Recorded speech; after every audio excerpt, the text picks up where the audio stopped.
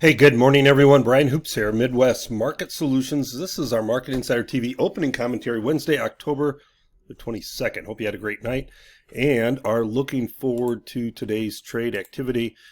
Of course, our news is somewhat limited, especially on Wednesdays. It seems like Wednesday mornings is just very light news type day. But we will share with you what is out there, what we have. Netflix, for those of you looking at stock market, check out Netflix, down almost $100 in pre-market trading this morning.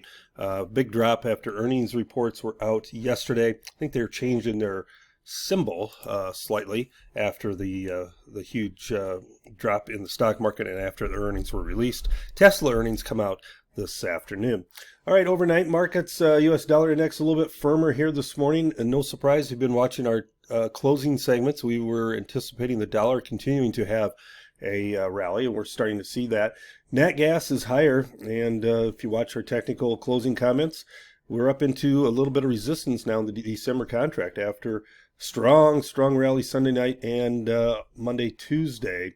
As we open the session here, we're unchanged. Crude oil rallying back, and we'll find some resistance very soon on the charts, up $1.20. Stock market a little bit firmer in here, bouncing off of some support, whereas gold is quite a bit lower while silver's trying to recover after big volatile sessions yesterday. Corn down up a penny and a quarter, beans up 3.5, and the wheat's 1.25 cents better in our night session. So I'll be doing RFD TV this morning, talking about the markets at 8:15 Central Time.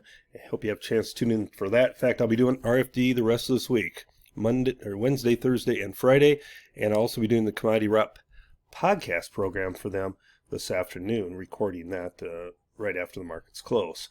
All right, follow us on Twitter at Midwest Markets and at Brian Hoops. We'll provide more information as it develops during the session.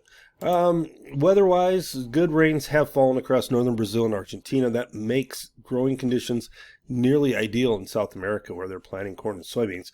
U.S. harvest is progressing at an expected normal pace, maybe just slightly behind last year's pace. With the government offices being closed, we haven't had reports for a couple weeks now, but Bloomberg and other agencies are doing newswire surveys to give us somewhat of an idea where we should be for this time of year. Wall Street Journal confirmed President Trump administration will release more than $3 billion in U.S. farm aid through the USDA's Commodity Credit Corporation.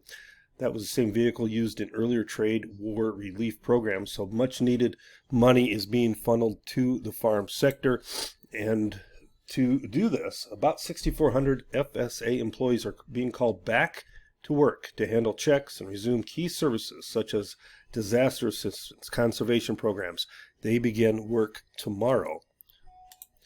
November grain options expire this Friday. That's October the 24th. So if you have November grain options, please check your calendars, check your deck, and deliveries begin against November futures a week from this Friday on 31st. In his weekly newsletter, Dr. Cornet left corn yields unchanged at 181 and soybean yields at 52.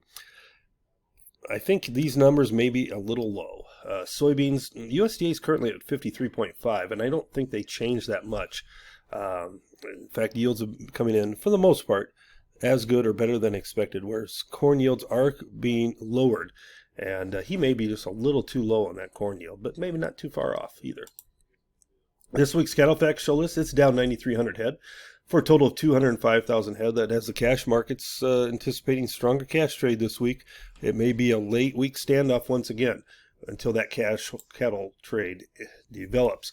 So Friday we were supposed to have cold storage and cattle on feed, as well as commitment of traders, and none of these reports will be released. I have heard CPI numbers will be out on Friday morning, but the rest of these reports, cattle on feed, cold storage, commitment of traders, they are being delayed because of the government shutdown.